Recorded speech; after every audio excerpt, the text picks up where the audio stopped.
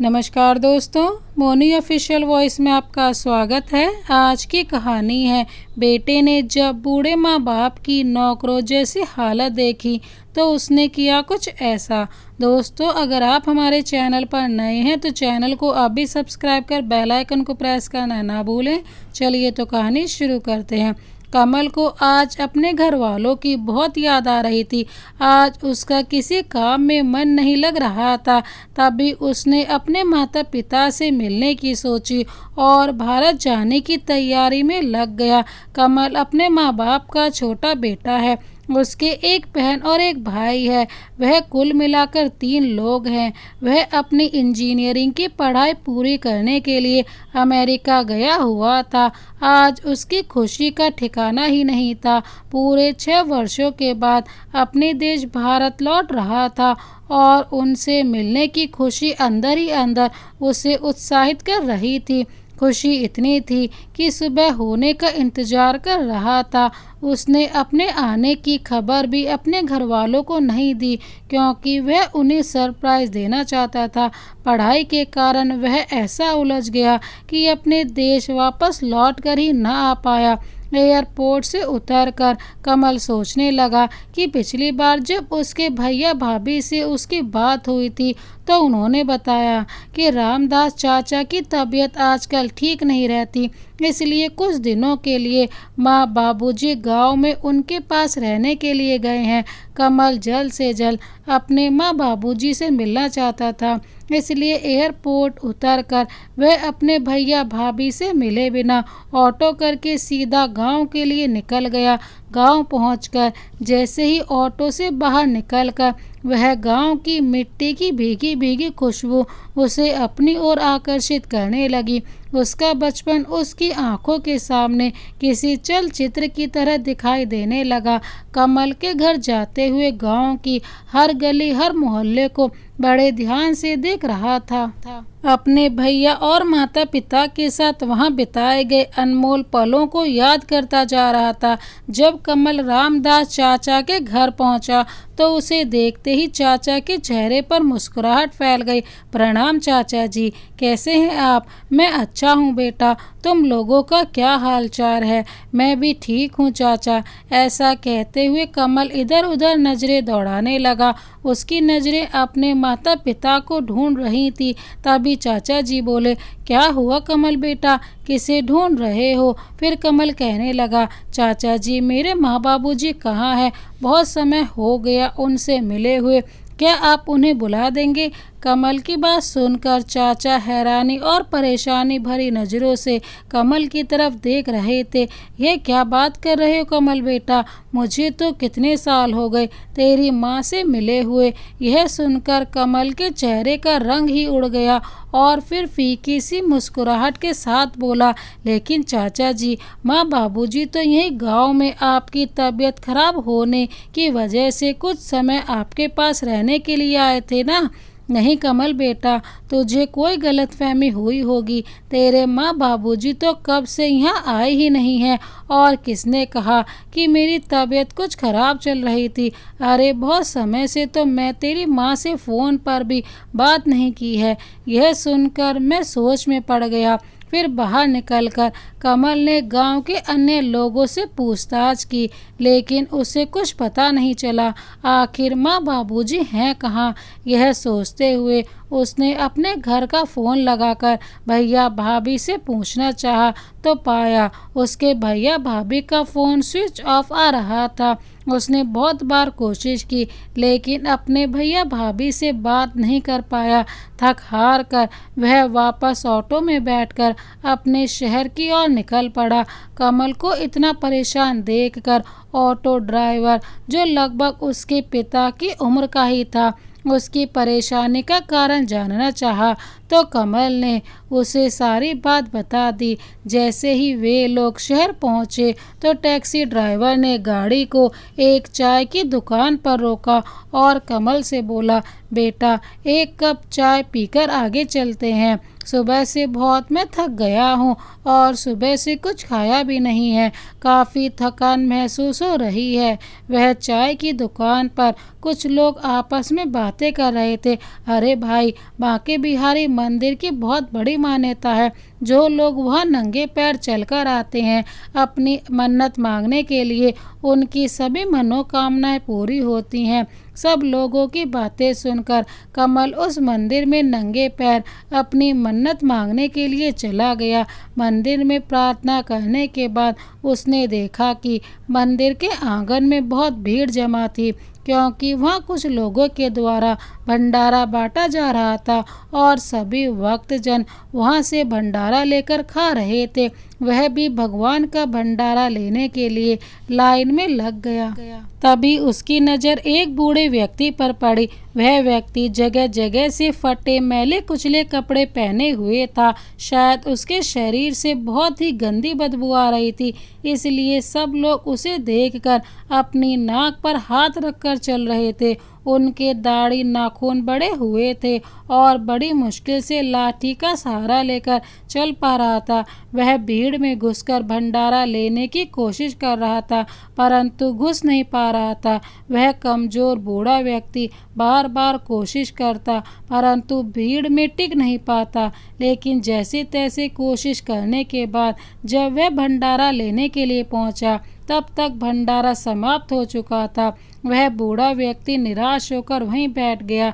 कमल को उस बूढ़े व्यक्ति पर तरस आया। वह दौड़कर उसके पास गया, उनके कंधे पर हाथ रखकर कहने लगा, अरे बाबा, आप परेशान मत हो, मुझे तो जो भंडारा मिला है आप खा लीजिए। वैसे भी मेरा पेट भरा हुआ है।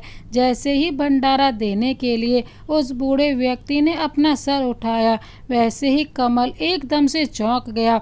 उस व्यक्ति में अपने माता पिता की झलक दिखाई दी। वह भंडारा देते ही अचानक रुक गया और उस व्यक्ति की ओर गौर से देखा तो उसे ऐसा लगा जैसे उसके आंखों के सामने अंधेरा ही छा गया हो। वह देखकर दंग रह गया था कि वह फटे पुराने मैले कुचले कपड़ों में वह बुजुर्ग व्यक्ति कोई और नहीं बल्कि उसके पिता कमल नाथ जी थे, जिनकी आंखें चेहरे के अंदर धसी हुई थी। शरीर कंकाल मात्र रह गया था। उनके शरीर से बहुत ही गंदी बदबू आ रही थी। ऐसा लग रहा था जैसे कितने महीनों से नहाए ही नहीं है। कमल को अपनी आंखों पर यकीन नहीं हो रहा था। उसकी आंखों में आंसू आ गए। तभी रुंधे गले से वह बोला, पिताजी, आप यहाँ इस हालत में, आपकी यह हालत कैसे हो गई और आप कहाँ चले गए थे? मैंने आपको कहाँ कहाँ नहीं ढूंढा। ऐसा कहते हुए कमल अपने पिता के गले लगकर फूट फूट कर रोने लगा। तभी कमलनाथ जी ने उसे झटकते हुए उठाया। अब क्या लेने आया है मेरे पास, या फिर देखने आया है कि तेरे माँ बाप जिंदा हैं या मर गए? तभी कमल बोला, नहीं पिताजी, ऐसा मत कहिए। मुझे आप लोगों की ऐसी हालत के बारे में कुछ भी मालूम नहीं था। तभी कमलनाथ जी उसे गुस्से भरी नज़रों से देखते हुए बोले, अच्छा चलो, मान लिया कि तुझे हमारी हालत के बारे में पता नहीं था, लेकिन हमारे यहाँ आए हुए 6 महीने बीत चुके हैं। अपने भैया भाभी को तो घर पर तू रोज़ाना फ़ोन करता ही होगा। क्या तूने हमारे बारे में अपने भैया भाभी से पूछना तक ज़रूरी नहीं समझा? नहीं पिताजी, ऐसी बात नहीं है। मैंने भाभी से आपके बारे में पूछा था तो उन्होंने बताया कि गांव में चाचा जी की तबीयत कुछ ठीक नहीं है। चाचा जी को देखने के लिए आप गांव में जा रहे हैं तो कुछ दिन गांव की शुद्ध हवा में रहकर ही आएंगे। मैंने कुछ दिनों के लिए माँ बाबूजी को गांव भेज दिया है। मैंने उनसे पूछा था कि माँ बाबूजी गांव में कैसे रहते हैं, क्योंकि अब गांव का मकान तो बिक चुका है। तो भाभी ने मुझे बताया कि आप लोग रामदास चाचा के मकान में ही रहने वाले हो। उसने यह सब बातें मुझे ऐसे बताई कि मैंने भी उनकी बातों पर यकीन कर लिया। मुझे माफ़ कर दीजिए पिताजी। कमल ने अपने पिता के पैर पकड़ते हुए कहा और पूछने लगा, माँ कहाँ है पिताजी? तभी कमलनाथ जी कमल को लेकर शारदा जी के पास पहुँचे, जो मंदिर के बाहर एक झोपड़ी में रह रही थी। और कमलनाथ जी का इंतजार कर रही थी। उन्हें देखते ही उनके बेटे कमल की आंखों में आंसू बहने लगे और रोते हुए कमल बोला, माँ माँ। शब्द सुनकर शारदा जी बूढ़ी आंखों से अचानक कमल की ओर देखने लगी और उसे देखते ही गुस्से में बोली, क्या करने आया है हमारे पास, चला जाए यहाँ से। तभी कमल रोते हुए अपनी माँ से बोला, अपने इस नालायक बेटे को बस एक बार माफ़ कर दीजिए माँ, गलती मेरी है जो मैंने भैया भाभी पर आंखें बंद करके भरोसा कर लिया और उन पर यकीन करके आप दोनों की जिम्मेदारी में भैया भाभी को देकर अमेरिका चला गया।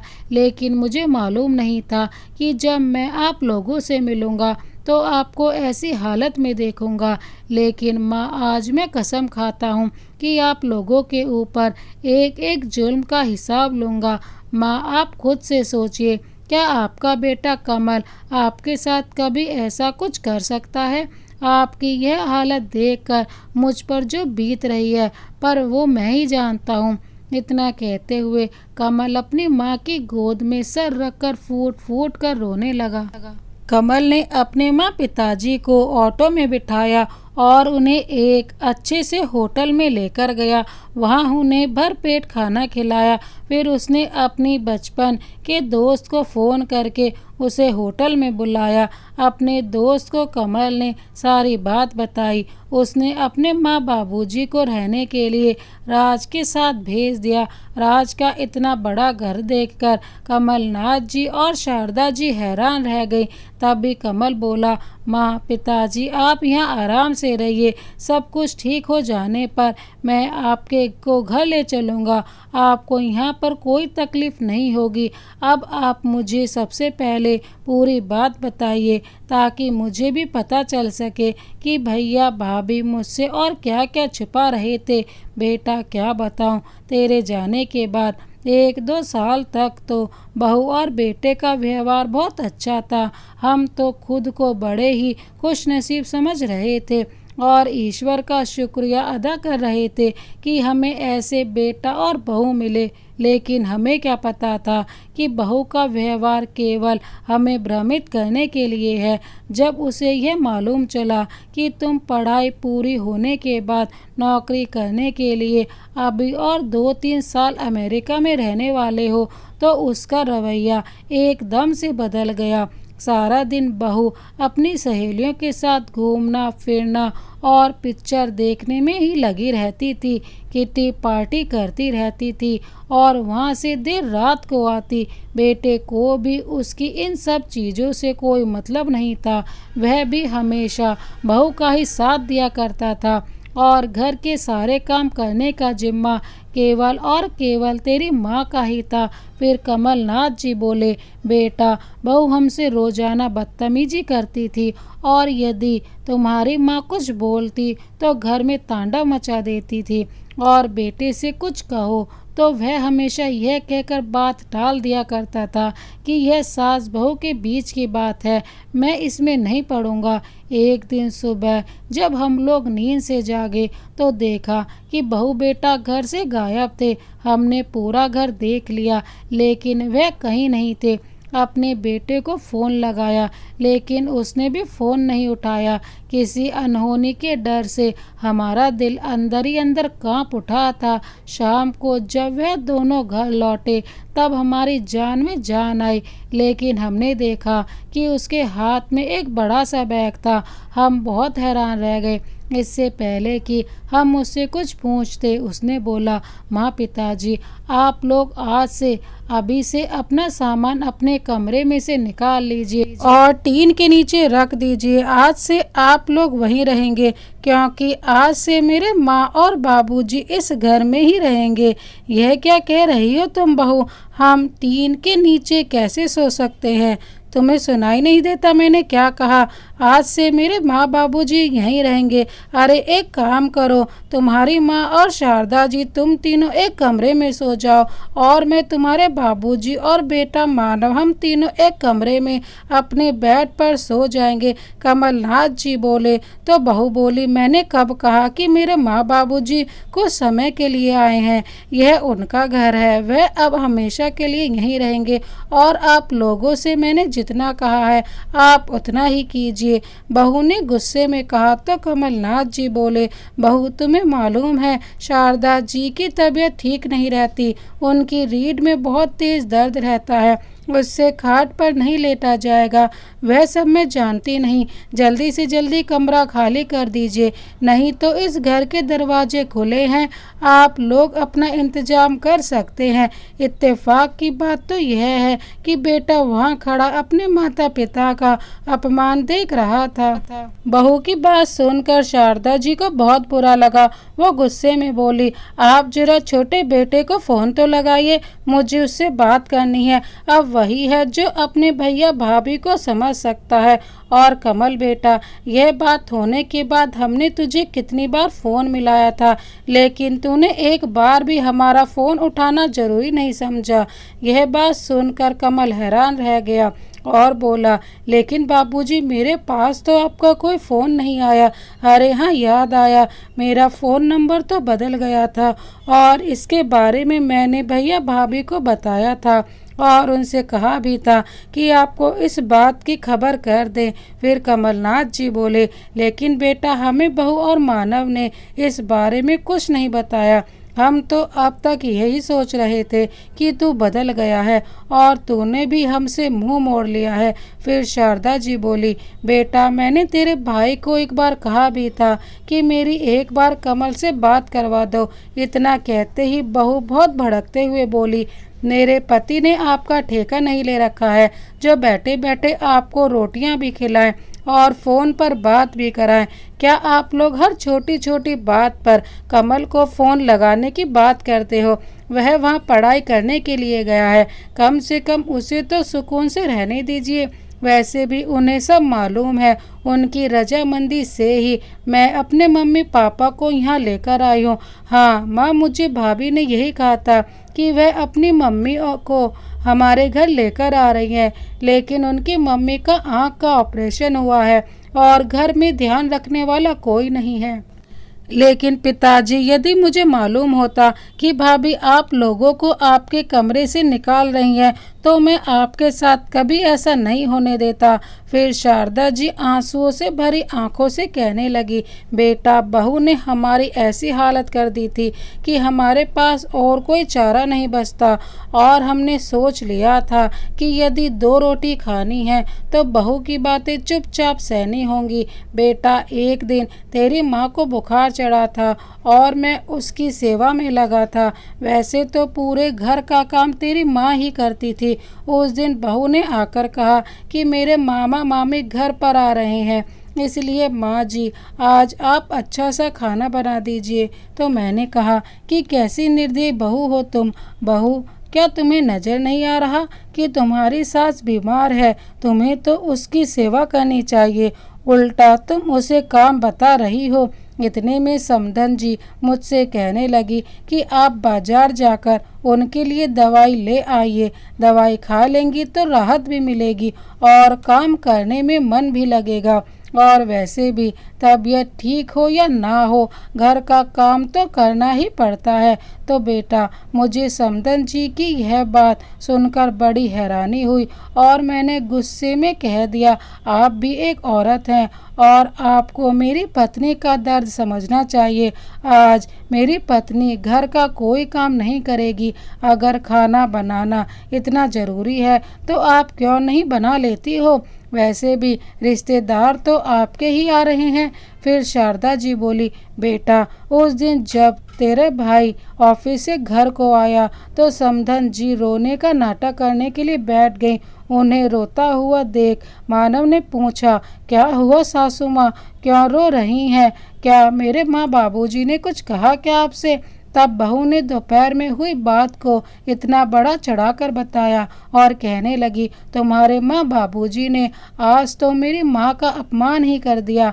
मैं पूछती हूँ, यह घर जब मेरा है तो क्या इस घर में रहने का अधिकार मेरे माँ बाबूजी का नहीं है? अरे जब देखो तुम्हारे माँ बाबूजी मेरी माँ को खरी खोटी सुनाते ही रहते हैं। बेचारी अगर बीमार ना होती तो क्या मैं उन्हें अपने घर लाती? अरे मेरी माँ, बीमार माँ से तुम्हारे माँ बाबूजी खाना बनवाने के लिए बोल रहे थे। जैसे ही मेरी माँ ने खाना बनाने से इनकार कर दिया तो तुम्हारे माँ बाबूजी उन पर डांट लगाते हुए बोले, जब घर के काम नहीं करना तो क्या बेटी के घर पर मुफ्त की रोटियां खाने के लिए पड़ी हुई हो? मानव, आज तो तुम्हारे माँ बाबूजी ने सारी हदें पार कर दी। उस दिन तो मानव ने हद ही कर दी। बहू की बातों में आकर उसने हमें घर से निकल जाने को कहा। उसने कहा, घर में रहना है तो चुपचाप सारे काम करो, वरना इस घर से निकल जाओ, हमारे घर से। बेटा, अगर बहू कुछ कहती तो फिर भी सहन हो जाता, लेकिन उस दिन तो ऐसा लगा जैसे हमारे शरीर से प्राण ही निकल गए हों। उस दिन के बाद से बहू और समधन जी दोनों मिलकर आए दिन हमें बातें सुनाते रहते। बहू ने तो हमें खाना तक देना बंद कर दिया था। जैसे तैसे करके मैं तेरे पिताजी रसोई घर में जाकर अपने लिए खाना बनाकर लाते और खा लेते। उसमें भी बहू चिल्लाती थी। एक दिन घर पर बहू ने पार्टी रखी और घर पर बहू की बहुत सारी सहेलियां आई हुई थी।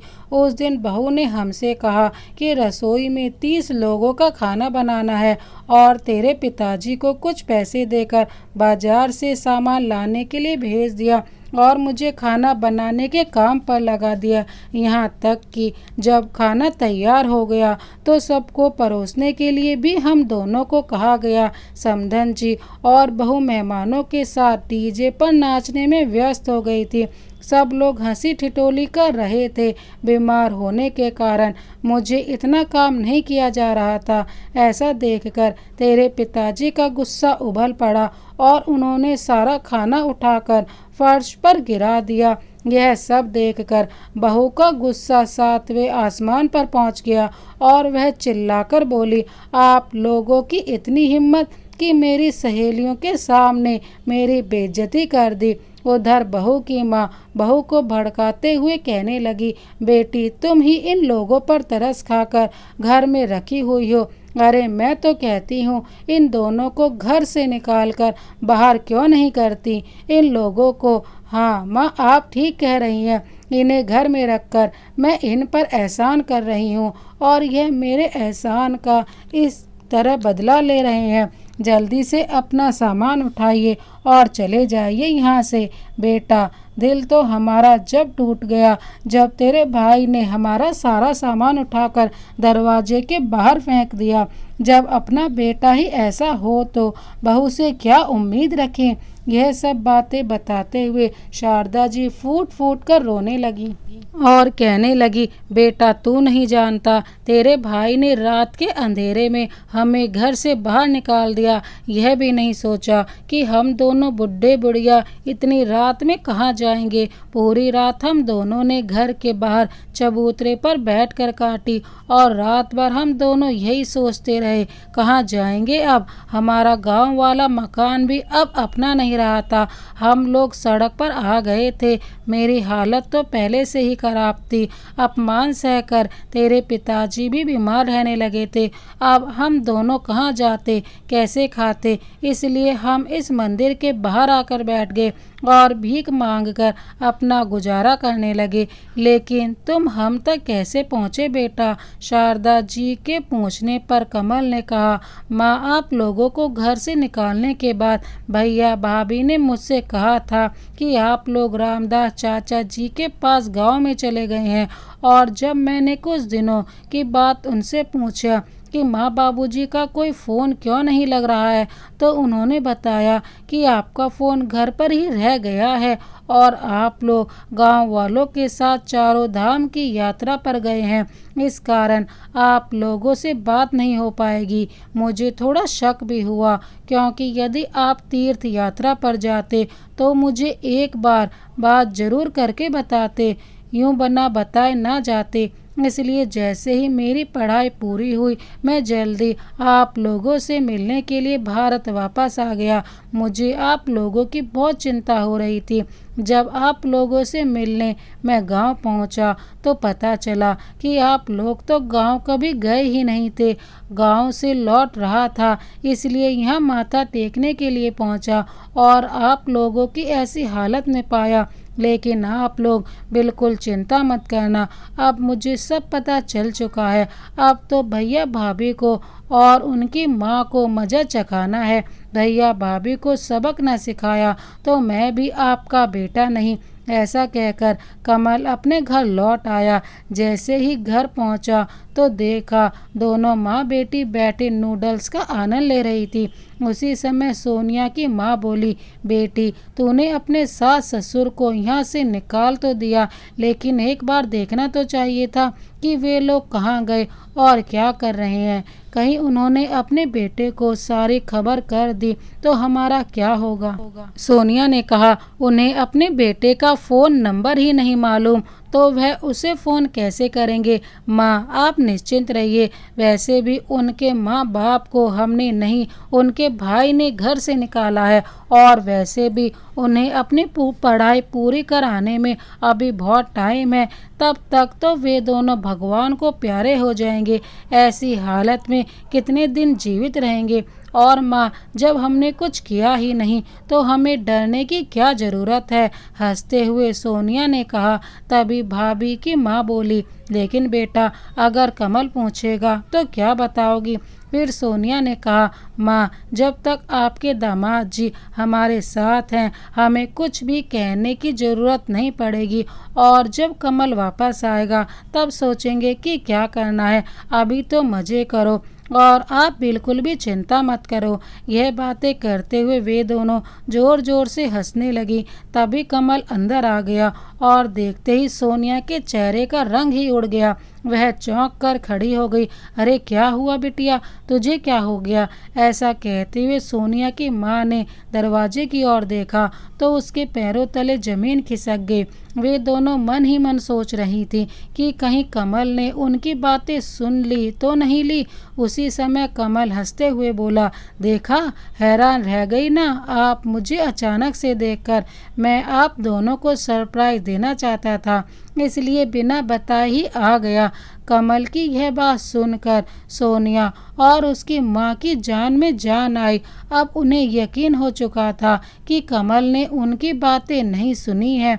तभी कमल ने पूछा, भाभी भैया कहाँ हैं, वह कहीं दिखाई नहीं दे रहे। अरे देवर जी अभी थोड़ी ही देर में ऑफिस से आते ही होंगे आपके भैया। अच्छा भाभी ये बताइए मम्मी का पापा कब तक आ रहे हैं चारों धाम की यात्रा से। अरे भाभी तुम्हें पता है मैंने कब से बात नहीं की है मम्मी पापा से, वे दोनों ठीक तो है ना।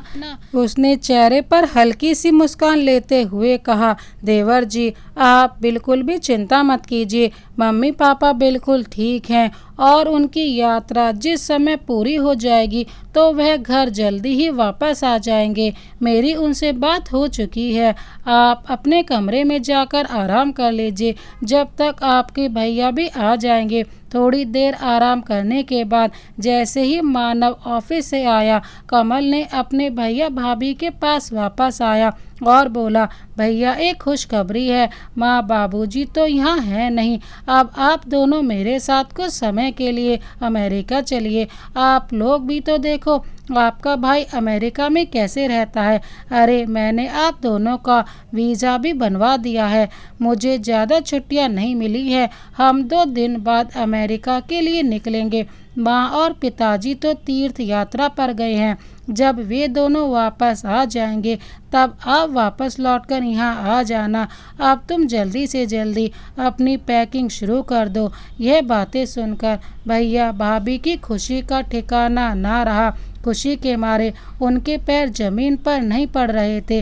तभी सोनिया की माँ, जो यह सब बातें सुन रही थी, परेशान होते हुए बोली, सोनिया बेटिया, तुम तो विदेश जाने के बारे में सोच रही हो, लेकिन यह भी तो सोचो फिर मेरा और तेरे बाबूजी का क्या होगा। देखिए माँ, इतने दिन आप दोनों को रखकर आपकी सेवा की है, अब आप वापस अपने घर चली जाइए। भला बेटी के घर माँ बाप भी कितने दिन तक रहेंगे।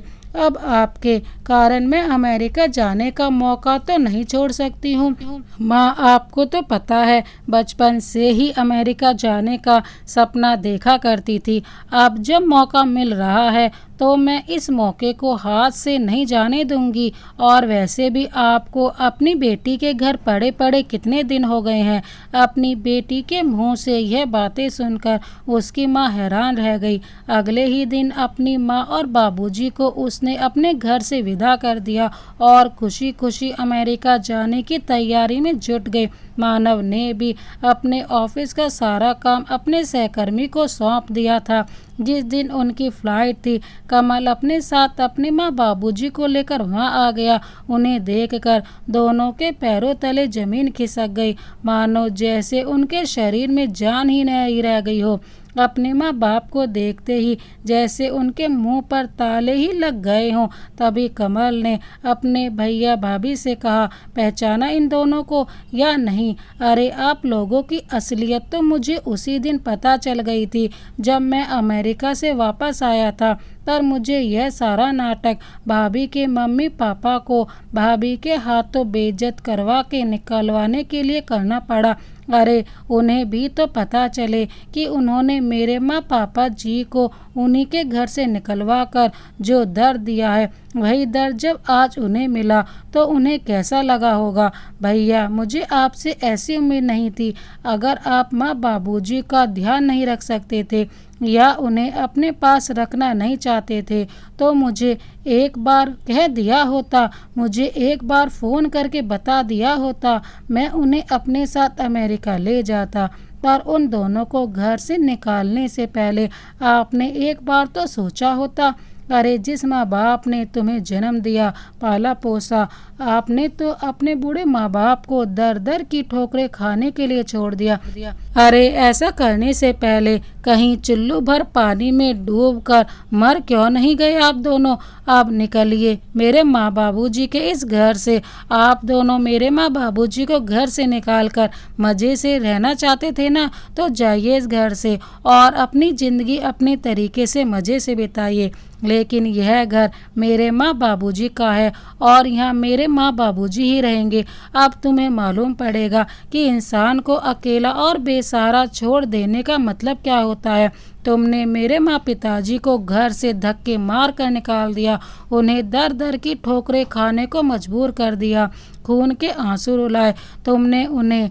अब तुम दोनों की भीख मांगने की बारी है। कमल की यह सारी बातें सुनकर दोनों भैया भाभी माँ बाबूजी के पैरों में जाकर उनसे माफ़ी मांगने लगे। माँ, हमें माफ़ कर दीजिए, मुझे पता नहीं मैं कैसे ये सब कर गया, आपकी बहू की बातों में आ गया और यह गुनाह कर बैठा। अपने इस नालायक बेटे को एक मौका दे दीजिए। तभी शारदा जी बोली, बेटा तुझे हमने एक नहीं 1000 मौके दिए, लेकिन तुझ जैसी औलाद होने से तो भगवान माँ बाप को बिना औलाद ही रखे, जो अपनी बीवी के बहकावे में आकर अपने माँ बाप को आधी रात में घर से बाहर निकाल सकता है। ऐसे नालायक बेटे बहू को मेरे घर में कोई ज़रूरत नहीं है। तभी कमलनाथ जी अपने बेटे के गाल पर एक जोरदार तमाचा खींच कर मार देते हैं और कहते हैं, निकल जाओ हमारे घर से, हमारा तुम्हारे साथ कोई रिश्ता नहीं है, हमारा सिर्फ एक ही बेटा है। कमल, हमें कभी भी अपनी यह शक्ल मत दिखाना। आज दोनों बेटा और बहू अपने किए पर पछता रहे थे, क्योंकि आज वह अपने ही बुने जाल में बुरी तरह फंस चुके थे। इधर कमलनाथ जी और शारदा जी की शादी की सालगिरह पर अपने घर वापस लाकर उन्हें यह तोहफा दिया। माँ बाबूजी, आप दोनों का बहुत बहुत मुबारक हो। अब आपको आपके घर से कोई नहीं निकाल सकता, क्योंकि यह घर आपका है। अपने बेटे को प्यार कर देकर शारदा जी और कमलनाथ जी बोले, बेटा हमें माफ़ कर देना, हमने तुम्हें बहुत गलत समझा। उन तीनों की आंखों में खुशी के आंसू थे। कमल ने भी अब भारत में रहकर एक अच्छी सी जॉब करने लगा था। कुछ समय के बाद उसके माँ बाबूजी ने एक अच्छी सी लड़की देखकर उसकी शादी कर दी। कमल और उसकी पत्नी अपने माँ बाबूजी का अच्छे से ध्यान रखते थे और उनकी हर ज़रूरत को पूरा करते थे। अब इस तरह शारदा जी, कमलनाथ जी और कमल की पत्नी तीनों हंसी खुशी अपनी ज़िंदगी बिता रहे थे। बूढ़े माता पिता की ज़िंदगी अब खुशियों से भर चुकी थी। बीते दिनों को याद करके उनकी आंखों में आंसू आ जाते थे। दोस्तों, जो माँ बाप अपने बच्चों को बचपन से लेकर बड़े तक पाल पोस कर बड़ा करते हैं, वही बच्चे बड़े होकर अपने बूढ़े माँ बाप को कुछ समझते नहीं हैं और उन्हें बोझ समझने लगते हैं। दोस्तों, इस कहानी को अंत तक देखने के लिए आपका बहुत बहुत धन्यवाद। इसी तरह की कहानियाँ देखने के लिए हमारे चैनल को अभी सब्सक्राइब कर बेल आइकन को प्रेस करना ना भूलें। Thank you so much. Vande Mataram.